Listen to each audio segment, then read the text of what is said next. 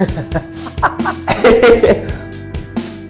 welcome again, folks, to another episode of Westpark Lives. Absolutely delighted to have you on. Delighted and excited. That's an old term. That's a good panto term. One of the old skill guys. Yes, absolutely. Gabe himself, I think. But Gabe once said that, didn't he? He did. Yeah. Lyra by Syra. And then, you know, the inner city people take it on then. They like, take it on. Lyra Syra. It's on everything. It's on everything. It's on everything. There's no introducing you. You're a rising superstar. You're talking to a fan for sure. But I do have to, I want, in order to let the guys know, I'm sure they know far more, there's lots of them know far more than I do. But if I'm to list it off, if I miss something, you let me know. Okay, go on. Presenter. Yes. Broadcaster. Yes. Podcaster. Bits and bobs, yes. Well, now I want to come back to that because I've listened to the podcast and some aspects, some episodes that really stood out for me. Okay. So maybe we come back to that. Choreographer. Yeah. Ireland AM. Yeah. 98 FM. 90, literally, like, when I get into this industry, which is you know, media, performance, everything, there's if you have the check, I have the talent. I understand that principle. I'm for hire. I'm 100%. Yeah. And even if I don't know how to do it, you'll find a way. Give me 2 weeks and I'll find a way. Well, you've done it in 98 FM. That's a very happy, cheery 2 hours. It's Friday and Saturday. Friday and Saturday. Saturday is 11 to 3. So you're with people at probably the peak of their weekend. You know, a lot of parents text in. We get a lot of traction through the social media and through our numbers, because people think that when they text in, it goes to some office somewhere. Right, yeah, it goes directly to me. I have the computer right in front of me. So if somebody is texting us, I'm the one texting you back. Right, okay. People always think, oh, there's a producer, there's somebody else who's looking after that. No. It's literally me texting back. But you know what? The mic goes live and I just have fun. I think when I went into radio, my boss was a bit like, you're doing television. He's like, television is not as different to radio. They're very, very different skills. Yeah, 100%. He was like, I want to see what we see in the office out of you. Yeah. And that's what I do. Once the mic goes live, it's just... But like, there's one aspect we didn't mention, because this is, and we'll come back to that for sure, but because this is a community, Westpark community, and you're a local guy, and it's something I've had experience with my own family. You have a school here. I do. Your dance school. I do. 7 years ago. We're open 7 years in March. Right. Called Proud Dance Academy. And I've said this before, but every single thing I do and every single decision I make, both business, both personal, I kind of think, would the kids be proud to see me do that? So anything that I put my mind to, I kind of go, would this benefit me? Would this benefit the kids? Would they be proud to see me do that? Yeah. And they are my heart and soul. Heart and soul. If I miss a week, if I've got a gig or something, I'm devastated. And it started at like 20 people. Then it moved to, now we're 7 years and I have about 120. I know, my Grace is in it, my granddaughter, who you gave a shout out to, she's delighted. But and Ryan is talking about going down. But I do think, particularly in these times, because children sport is there for them, there's sport all over the place and they can join it. But a lot of children's sports are kind of competitive now, or they're performance driven. Yeah. So you can get a child, and I don't think this is happening. Certainly in my experience, it hasn't happened with performing arts, where you can kind of be yourself. A child could miss, say, 6 months because they're not ready to join a group, say, of a sport. And they'll come back and that group has moved on fully. Yeah. There's no opportunity for the individual to go at their pace. I think my experience as a martial artist, performance art allows you a part of yourself to come out. Yeah. That you don't really need to keep up with the next guy or the next girl. Yeah. Like the performance, the difference between the performance art side and the competitive side, there's massive differences. And for me, I've worked for both. Yeah. I've worked for companies that have a competitive side and just a performance side. When I opened the school, I just kind of said, I want to settle in the performance art, but let the kids build their confidence. And if I see that a kid wants to do competitive, I'll push them along in a different school, in a different environment. Yeah. My main goal is to give out what I've been taught over the last near 40 years, and also watch a child go from they'll barely walk in the room to you can't get them off the stage. If I do that for one child a year, then that's my job. Particularly, Paul, with dance. I know there's other aspects to the performance, but that dancing aspect, a lot of people would be surprised, particularly I come from a sport combat background, but I'm a martial artist. When I competed, it was in sport combat, it was hard. There are very well accomplished, well-rounded competitors, fighters out there who have danced as part of their business. Yeah. And danced. Like there's a guy out there, I don't even know, you've heard of Vasily Lomachenko. Loma is his nickname. He's a Ukrainian boxer. 360 amateur bouts he won. Back-to-back gold medals. He was so good. At the age of 11, he was a serious youth. His dad pulled him out, put him into folk dancing for 3 years.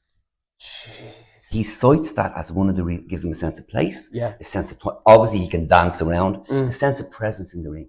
So it's huge. It's a massive confidence builder. And like I said, there is kids that, you know, the mammy or daddy will be like, oh, I don't know whether she'll stick this out now. I'll wait here. And then after the hour, the child is bouncing out, and I'm like, see, I told you, they'll be absolutely fine. But you'd notice, because you were at this, like, you're teaching since you're 16. I'm teaching since I'm 16.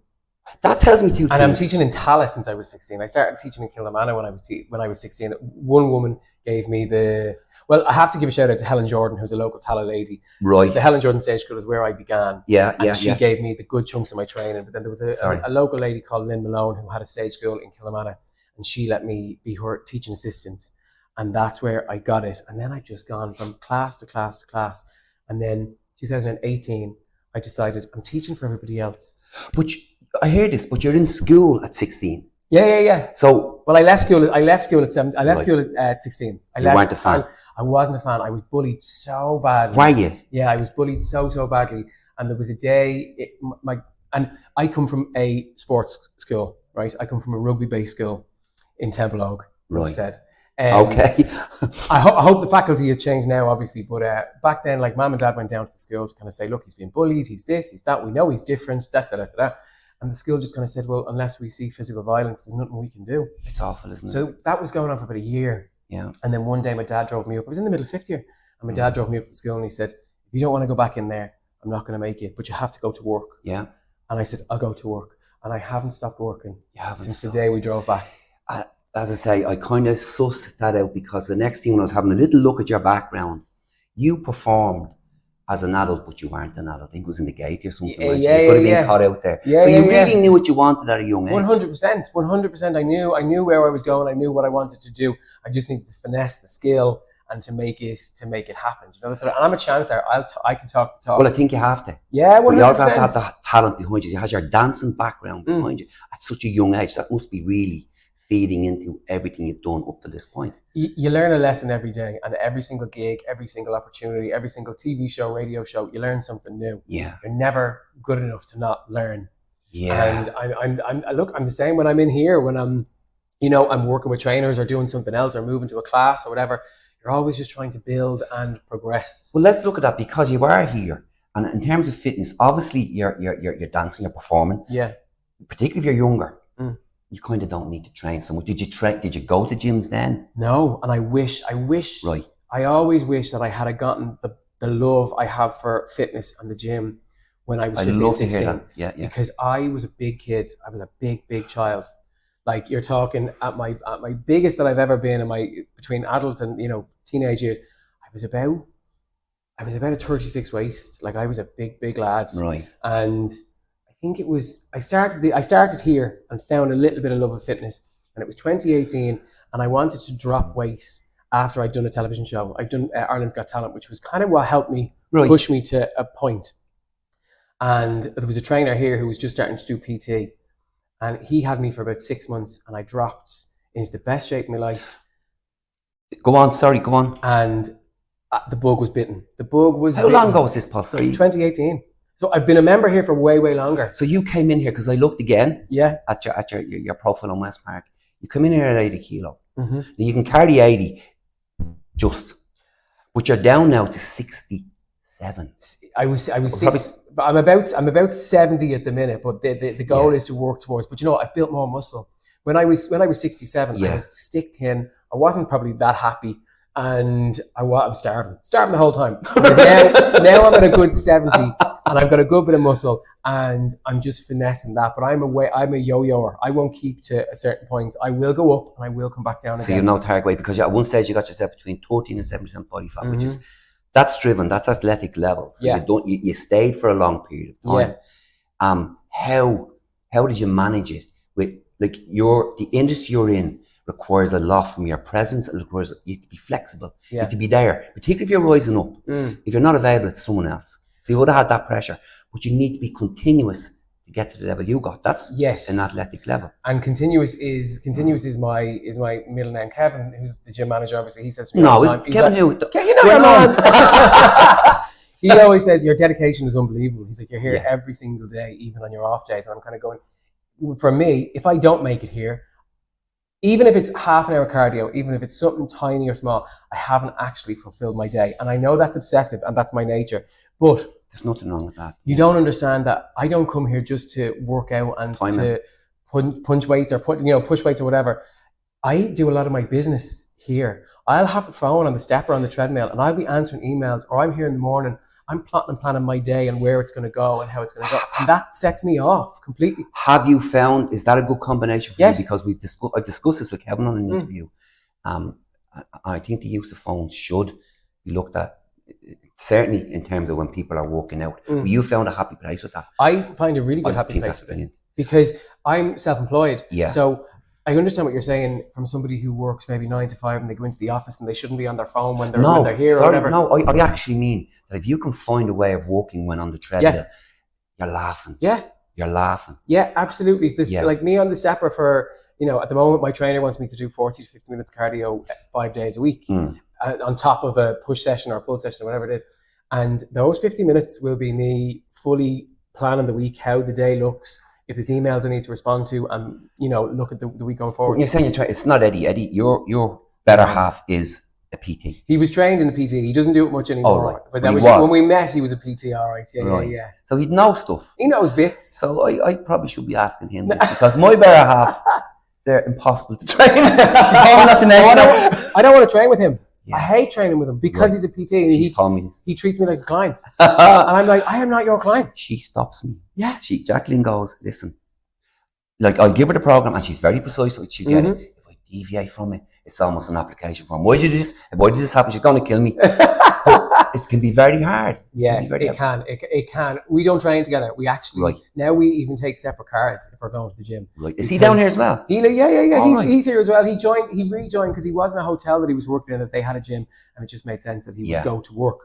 But then he's rejoined here now. He loves it. Like from the moment he came in here, he was like, I see why you love it so much. Yeah, it's a great spot. It's a great spot. And even when I'm away on holidays, it's almost like, when you go back to bed, you get back into your own bed after holiday. Yeah. When I walk back in here, I'm like, all right, I'm grand now. And I love it. You said you'll come in the off times. Sometimes, a lot of times I come in the off times and they're quiet sometimes. Yeah. And you're going, because teaming right now, there's nothing else to do. I'm not going to sit and watch the telly. Nope. I'm down here and work out. And sometimes I just sit there, do a stretch or something, but you have that space. Yeah. It's brilliant. How are you on diet? You said yo-yo. Is that just with the training or? It can be diet. It can definitely be diet. I don't come from a fast metabolism sort of background, right? So if I want to get my body into good shape, I have to work. I have to work really, really, really hard. Is that because you've only come into fitness later in life? I think it is. I think it definitely could be a later life thing. I think if I had trained my body earlier, my husband, he is a black belt. He's full black belt, and he has more qualifications when it comes to. What's he a black belt in now? We have to get this guy down. Is it karate or jiu-jitsu? He's got 2 that he has. Wow. He's 2 that he has. And again, he could yo-yo right up, but he'll put on a heap of weight. 2 weeks he'll spend. That happens. And he'll be back. I bet he's doing a lot of cardio. He'll be back like an Adonis and I'll be like, I'll be there going, I hate you. I hate you. Cardio plays a huge role in that. People, and again guys, you don't use cardio for weight management, but it's brilliant. Yeah. To help weight management. You don't use it to lose weight. People sometimes you should. I'm with a new trainer now in the last 8 weeks, and I would always do my bulk of cardio at the start of the session. Then I'd go into weight training. Yeah. He switched me. I'm the hardest. I'm so stubborn. To get me to change, I'm really stubborn. Is a trainer in here? No. He's an outside trainer. But he has now got me doing all my weights at the start and then my cardio at the end. Smart move. And my God, the way my body's shaping and it's starting to shape up, I'm like, right. But sometimes I find it hard to listen to people because I'm like, no, I know best. I don't know best. I have the breeze. Oh, I have one of them. I know you and she really does know best. Look, you're a fan. I mentioned you. What else can I do? But again, going back to the diet, like because you're doing your weights, you're doing everything else. Would you take protein? Is there any particular thing you do? I do, like the structure we have now. But you know what I love about the person I'm working with now? I'm allowed to have a Saturday where I can have a few G&Ts and have a nice dinner. Yeah. And then even on the Sunday can have a roast. but I have to make sure that I'm in the gym, doing the cardio, and then crack back into things on a Monday morning. Straight away. And I've dropped, when I started with him after a holiday in Portugal, all inclusive, so you can imagine, I was something like 76.6. And now I'm down to 71. 71. And the target weight is that 68 again. And just to try and teeter. I'm putting my coach's hat on, the sport combat coach's hat. I'd have you down to 63.5. Fighting weight. Right. Oh, I love that. I love that. I love that. That's what I'm going to do next then. Just you don't stay at that, of course. You weigh in at that, then you bulk up. Sure, my wedding, I wanted to get down to 68. So you got married this year? Last May, and I wanted to be 68, and I managed to do it. My son's getting married. Jackie told me this, don't ask me the date, you tell me the date. Right. The exact same date as you and Eddie got married. May 9th. In 2 years' time. May, not this next year, 26. 26. Yeah. It was tell him he's getting married the same day. It was great. It was great. Him and Brenda. You know what? It goes by so quick, you don't even realise. Now we feel it flowing. We're really looking forward to it. It goes by so quick. And actually, what I've learned about marriage is you have to work harder when you're married. Listen, you're talking old school here. You think you can just go easy. No. Actually, you have to work even harder to make sure that both of you are okay. And because we came back from the wedding and we both went back to work. He got a new job. He went to a 5-star hotel. He's loving it and killing it. I went back to work. And then there's times we're going to go, are we all right? Yeah, we're grand. Okay, cool. And then you're checking. That happens in the early days. Take it from me. It gets to the stage now where he goes, are you going out here? I want to watch the telly. Oh, here he comes. If I'm doing something new, and not necessarily martial arts, but if it's say this interview, I would have run things by her. Yeah. And then last night I went into it and I knew by her face going, I have to listen to him now for 5 minutes. And she'll say a key word and I'm walking away reluctantly grateful. Because how come you thought that and I didn't? But you get to that stage. You learn to leave each other alone, but be there. You just pick up. That's it. And I'm a very independent person. I was before he met me and I still am today. And so is he. So I'll go to work all day. He's at home. And I love the time that we spend at home. But then when he goes to work tomorrow, I'm like, see you, bye, see you tonight. I love my own time. That's why I come. So I think it's why we come to the gym on our own as well, is because we love our own headspace. We love just to process everything. And now, isn't it funny? He will turn to me and kind of go, he'll see, if something happens on the phone, work, and I'll have to spend time looking at it. He'll go, are you all right? And I go, is it dealable? And I go, yeah. Isn't it funny? You're in people work. I'm in people work, not to the degree you are, but I'm constantly working with people in my own job in the hospital and here in Westpark. But I love my own company. Yeah.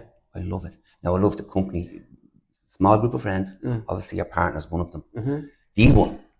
But I love my own company. I just think when you spend so much time front-facing to people, that when you get your own time, it is so nice. Because when you're so front-facing, be it classes, be it whatever I do, be it whatever, when you get to just switch off and not be that person, you kind of go, I don't want to hear my own voice, which I really don't. I really hate the sound of my own voice. That pushes forward. Yeah, but you push it. I'm going to hate my voice. And then if I look at it, I'm going, look at him, look at me.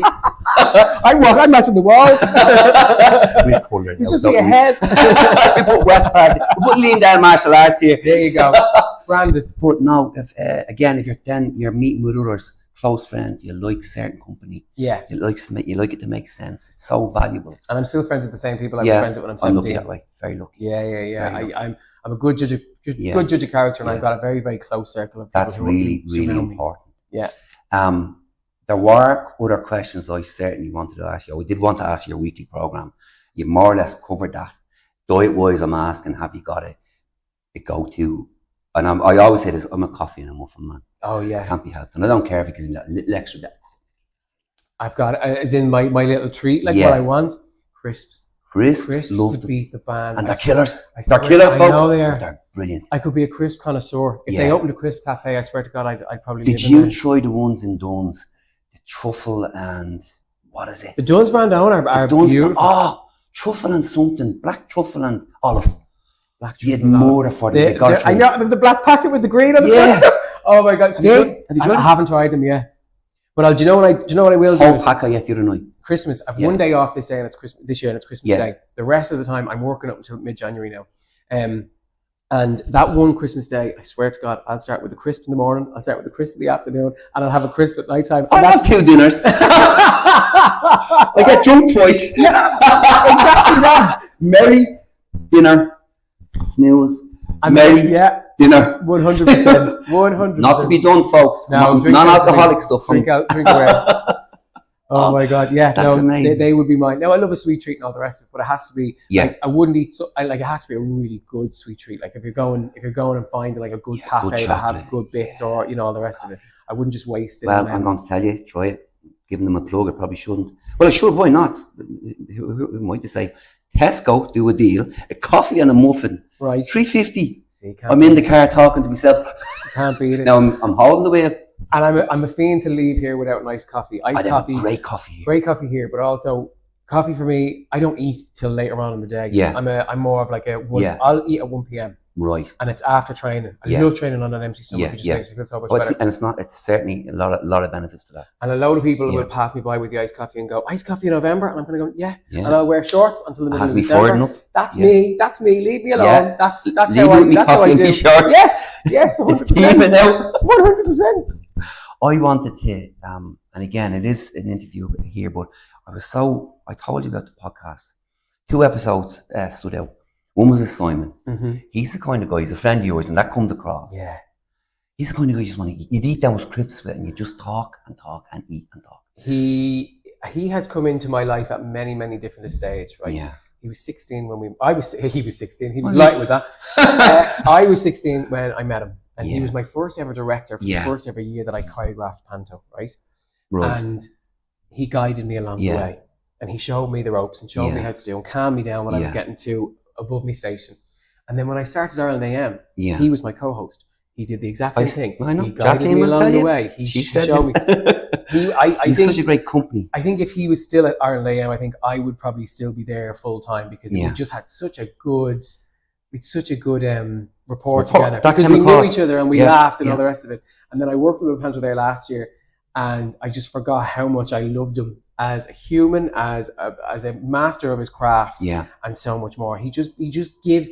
When he likes you, and he loves you as a friend, he just gives. And if I text him right now and said, I need you for something, no matter, not a problem. Straight away, not a problem. That's a good friend to have. It's a very down to earth. And the podcast that I did, which was during COVID, was purely because it costs a lot of money to produce a podcast, right? And I didn't have that money during COVID. I didn't have that money during COVID, and I wanted to set myself a goal to be able to produce my own podcast, basically. So I came up with this idea, and I did it, and it was all over Zoom. I'd love to do it again, but in a proper studio setup, but with the right people and at the right time. Yeah. But I did love it, and Simon was a great guest because he just opened the floodgates to a lot of different topics, and he just talks and he tells us about his business. The story about going to the States and everything else, and how you just pick yourself back up. And on you go. And that's what I'm doing that's what in my career. That's the name. It's not all what you see on Instagram. I know he's doing this now and doing that now. I have the lows the exact same way everybody else in life and in their careers and all the rest of it, But I like to think, and I hope I'm not speaking out of skill, I think you've moved into a place now, which from your hard work, which you're kind of certainly established more. Yeah. I feel I'm more established. Yeah, I would definitely think so. When you, I can't remember who it was, but somebody once said, very famous actress, can't think of her name right now. She said, when you climb one mountain, you always see the next one to climb. Another one.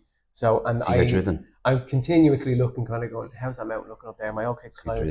And that's across everything. It's across my relationships, across my fitness, across my friends, my job, all of it. I'm always just kind of going, what can I do next that's going to fulfill my need? The second one, which resonated with me, was one Riyadh. Riyadh. Definitely. He's great. Yeah. And it's coming out, the term coming out. It's out. It's still the same, I'm talking the 80s here. Yeah. No, it is. You still say you're coming out. You still say you're coming out. I know there's a lot of terminology that's thrown about, and even as a member of the LGBTQ plus community, I forget and I mispronounce and I misgender. And I don't mean, once people are not doing things out of nastiness, you're okay to say the wrong term. You're okay. Once, if somebody corrects you, you're going to go, okay, grand, perfect. I'll know that for future. And you do your level best to try and not make that mistake again. And we're not looking to, I'm not talking about here of, I identify as a cat or all that sort of stuff. That, even for me, is outside of the box. Yeah. But I'm just talking about people's genders, how they want to, own their own human being self. Yeah. Well, how he explained when he came out and how his parents took it. The difficulty. And I think for anybody that has that issue, that's still a very valid podcast. Yeah. For him to. And he's a book and all, and he writes it. I've told my coming out story, which is very similar, two very supportive parents who just were like, all right, Grant, do what you want to do. Do you know what I mean? I'm very lucky. And I say mom knew before dad. Mom knew before dad. Yeah. Mom knew before dad. Dad said it was a phase. And then he did. He did. Dad said, well, we don't know. My dad said to my sister. No way. She comes in and tells him, my man helicopter would tell you Linda was gay. Yeah, okay. She was a tomboy. She seen Grease, the original Grease, 11 times. Yeah. Rizzo was her favourite character. Yeah. Brought me to it 5 times. I went, what am I going to this? Diana Ross, day and night. Yeah, I love Diana Ross. And he's sitting there reading the paper. And he's home. It's a small corporation house. She comes in, she goes, and we could all hear, because I'm too young to know officially, but we knew. Yeah. She goes, Dad, see what in it? See, I'm gay. And he throws the paper. He goes, oh, don't worry, you'll grow out of it. She grew out of it in England, and she grew into it and had a great time. Yeah, no, he said it was a phase, and then 2 weeks later, he was like, I probably shouldn't have said that. He was like, you do you, and once you're happy, and all the rest of it. And sure, I'd left school and then told them after, so he knew the reasons I was being bullied. So obviously it was in his mind frame. But like you said there, a dad is a dad, and they're going to want the best, and they don't want anything to happen to you. And going back to the 80s here, he didn't have the cultural depth. Yes. I know. But he didn't condemn her. No. He didn't know how to deal with it. So that's how you'll grow out of it. And he didn't chastise. That's just what it was. It's even people who I meet now, and you meet people who don't possibly agree with your life and all the rest of it. And I don't begrudge anybody of an age if they don't understand how life is in this age. I just kind of go, right, well, once you've not got anything bad to say to anybody for no apparent reason, just let live. Live and let live. Live and let live. Yeah. 110%. I have another question for you, and I was thinking about it because you are, if anything, and again, I read the article, so I know, you're a presenter. There's no doubt about it. And I think there's big work for you. I really do. But that's me. Yeah. But I want to know, is there a job? Like, is there something to be done in presenting that you want to do? There's loads. There's loads. Absolutely loads. I've presented my own television show, which is still available on the Virgin Media Player, called Makeup All Stars, which was a reality competition for 8 makeup artists who one had to be the winner. Yeah, I love that sort of reality, but live television and a live chat show, I'd eat it up. I would eat it up. All topics, any specific, everything? Everything and anything. I love celebrity culture. I love knowing about celebrities. I love talking to celebrities. I've interviewed quite a few people over the course of my years, and I think that's where I kind of sit in a really good space, because you can have the banter with people and you can enjoy. But again, with Ireland AM, it's always it's topical, it's cultural, it's celebrity, it's everything. Yeah. So that live vibe and the entertainment. There's nothing like once it goes red, there's nothing you can do but talk. And that's how I feel right now with the guy himself who's so used to it. Yeah. But I think you picked up great experience in Ireland AM. 100%. I've done a good 2 years there, and I've moved into radio, and it's that whole thing of like, people go to you going, you're not on as much anymore. And you kind of go, because I work in a broad spectrum of a job. I work in media. Yeah. You know, that sort of way. So whether it's TV for 2 years, radio for 2 years, then TV for 5, you go where the work is, and you go where you're happy. And right now, doing so much radio, it's just such a good spot. Like to work for Bauer and to work for 98 FM, they're just such a good set of people. As I said, you fit into that show. Like I love it. I absolutely love it. It's certainly going to be one of my shows now. Yeah, I love it. Tune in every Saturday morning. I was doing my research, I was listening to this now, but it was deadly. Oh, good. I'm glad you enjoyed it. Thanks very much. We've talked, like, there's a lot, I think we could speak all day. Yeah, probably. And I love the bird. I know you're a very busy man. But there's 2 things I always like to ask people. I ask them at parties, I ask them everywhere, regardless of age group, because it tells you about the person. Your favourite book, if you have one. Okay. Your favourite movie or podcast even. Okay. I'd love to hear a movie. My favourite movie? Yeah. I'm a horror baby. Right. So horror for me... Sinead love this, my daughter. Horror for me is my key, and anyone who knows me will know this answer. The Scream franchise, which is obviously the slasher horror thriller. Yeah. I could do a podcast just on that. If I was to go to Mastermind, that would be my subject, because I know there's 6 films, 7 to be happening in the new year. And I can tell you fact on fact of So you go to every next horror movie? 100. And the good, the bad, the awful. Nightmare on Elm Street, Halloween, brilliant. They're the old skills. They're brilliant. And even Halloween 7. Changed the genre. Yeah, they changed it. And Scream had a big thing on changing the genre of horror back in 1998. So it's just my one go-to book. Wow. I'm a big audiobook person, and again, I love celebrity culture. If there's so many different, though, because I love to listen to books. I tend not to read books, but I will listen to a lot of books. I don't have time to read, but when I go on holidays, like, I'll bring a book and try and finish it over the course of the thing. But celebrity culture books, God, there's a guy called Andre Leontali who was the designing editor of Vogue. Right. Okay. And he worked. That would be very interesting. He worked with Anna Wintour. He worked with all the heads of Vogue from across the country. His biography I read, and the day I finished it, the day he died. And I actually was like, oh my God. And it's the only book I'd ever go back to and listen to a second time, because it's, whether you're into business, whether you're into fashion, whether you're into celebrity culture, whether you're just into, he was a young black kid who was growing up in the Bronx in the project. So there was racism, and it's all intertwined in this book. And it's just so insightful, so beautiful, and I'll have to make a note of that. It's very, very good. And he's a very animated man, so it makes it even better. Any celebrity books you'd recommend? Ooh, yours when it's coming out. Mine when it comes out. And I can help you with this now. For a price. I have one for her. I have chapters upon chapters that people having to breeze about. I say if they read the book, they kind of go, I never knew that. Hold on. I never knew that. I don't even know. I can't even think off the top of my head. But I'm a big celebrity culture bumpkin. So I'll read all of them. And actually, it's a weird one to say because he's under such a spotlight, but he wasn't when I listened to the book first. But Philip Schofield, because of his journey into television, and how he did it, and the weaves and the way he did it, back that in would the be 80s. interesting. It was an interesting read. Obviously, condoning behavior and all the rest of it that he's gone through recently. But that would be an interesting. But as a listen back in the day, it was a very, very good. And I suppose you see things when you do read into the depth of their story. You see reasons and backgrounds as to why things happen. Yeah, and how people end up where they are. Yeah, and even anyone who's gone through that journey of, because he was the mail boy for the BBC to then working his way up.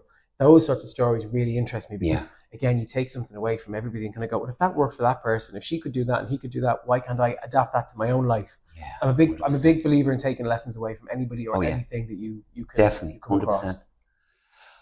Brilliant. Thanks for having me. My nerves are fine. Oh, Jack, I get it done. Paul, it was brilliant. Thank you very much. Thanks for having me. Thanks very much to you. And shake. You go off and do the rest of your work. Oh, God.